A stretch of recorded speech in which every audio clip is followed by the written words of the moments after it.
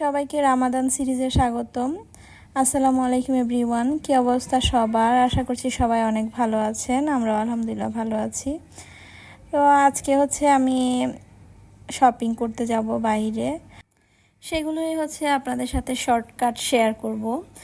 আর আজকের ব্লগটা অবশ্যই আপনাদের ভালো লাগবে। আজকে শপিং ব্লগ আর সাথে কুকিং ভিডিও, মানে টুকিটাকি রেসিপিও ছিল। তো সব মিলিয়ে আজকের ব্লগটা আপনাদের কাছে ভালো লাগবে আশা করছি। তো আমি দুপুরবেলা রান্না বসিয়ে দিয়েছিলাম, আর আজকে রান্না করছি কচু রান্না করব, আর দেশি মুরগি দেশি আলু দিয়ে রান্না করব। কচুটা আমার আব্বু বাড়ি থেকে আসার সময় নিয়ে আসছিল আর কি, আমাদের গাছের কচু। আর এই কচুগুলো অনেক মজা হয়। এই কচু বিশেষ করে ইলিশ মাছ দিয়ে ভেজে রান্না করলে আর বেশি মজা হয়। তবে আজকে আমি তেল্লা মাছ দিয়ে রান্না করেছি, সামুদ্রিক মাছ যেটা। এরপর এখানে ঢেঁড়স ভাজি করব। ঢেঁড়সটা খালা কেটে কুটে দিয়েছিল, আর আমি তো অলরেডি দেশি মুরগিটা বসিয়ে দিয়েছি। আর আমাদের সব সময় একদিন পরপরই দেখা যায় যে দেশি মুরগিটাই খাওয়া হয়, মানে ফার্মের মুরগি তো খাওয়াই হয় না, দেশি মুরগিটাই খাওয়া হয়। ফার্মের মুরগি দিয়ে নাস্তা টাস্তা বানানো হয়। আর এই তো এখন আমি মাংসটাকে ভালো মতো একদম কষিয়ে নিয়েছি।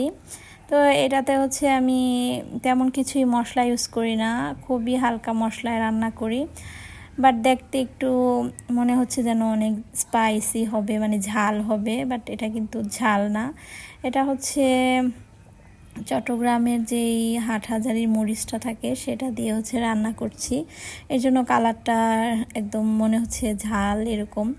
তো এখন আমি মুরগিটাকে ভালো মতো কষিয়ে নিয়েছি। এটা যেহেতু দেশি মুরগি, আর এটা ভালো মতো রান্না করে কষিয়ে তারপর মানে অনেকক্ষণ কষাতে হয়, তারপর মাংসটা সিদ্ধ হয়।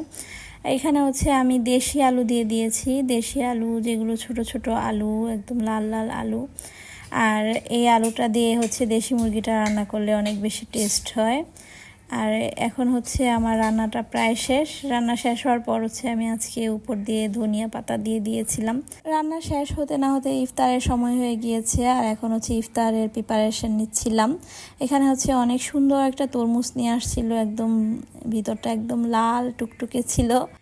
এখন আমি ইফতারের জন্য তরমুজ কেটে নিচ্ছি, আর সাথে ইফতারগুলো রেডি করে নিয়েছি। তো সেগুলো স্কিপ হয়ে গিয়েছে ভিডিওগুলো। আর তরমুজটা অনেক সুন্দর ছিল, একদম রেড কালার ছিল।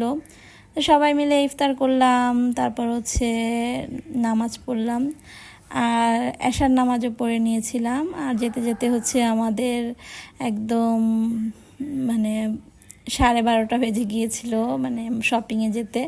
তো এরপর আমি চলে গিয়েছিলাম শপিং করার জন্য সানমারে। সবাই মিলে আসছিলাম শপিং করার জন্য। আজকে শপিং করব শুজ আর পাঞ্জাবি, মানে জুতা আর পাঞ্জাবি নিব আজকে। এজন্য আসছিলাম, জেন্টাল পার্কে আসছি। জেন্টাল পার্কে এসে আমার তেমন কিছুই ভালো লাগেনি, কোনো কালেকশনই আমার ভালো লাগছিল না। এরপর গিয়েছিলাম ইয়েলোতে, আর ইয়েলোতে এসে আমার কোনো কিছুই ভালো লাগেনি, মানে কালেকশনগুলো তেমন একটা ভালো লাগছিল না। এরপর পাঞ্জাবি ক্যান্সেল করে আমরা জুতা কেনার জন্য বাটাতে চলে আসছি। বাটা, অ্যাপেক্স সবগুলোতেই দেখেছি।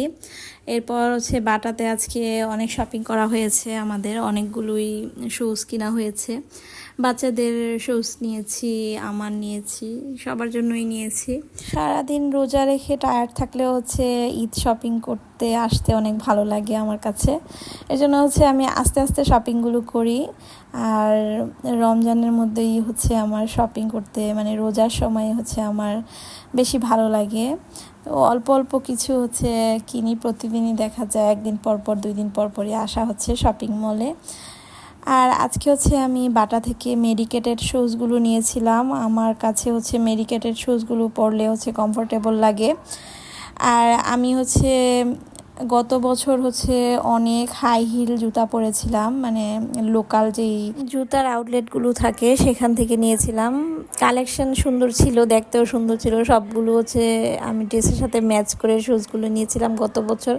এরপর বিয়ে শাদিতে পরে পায়ের অবস্থা সিরিয়াস হয়ে গিয়েছিল, পায়ে অনেক ব্যথা হয়ে গিয়েছিল। এরপর থেকে আমি বাটা থেকেই শপিং করি, মেডিকেটেড শোজগুলো নিয়েছি, ডাক্তার হচ্ছে সেগুলোই সাজেস্ট করেছিল।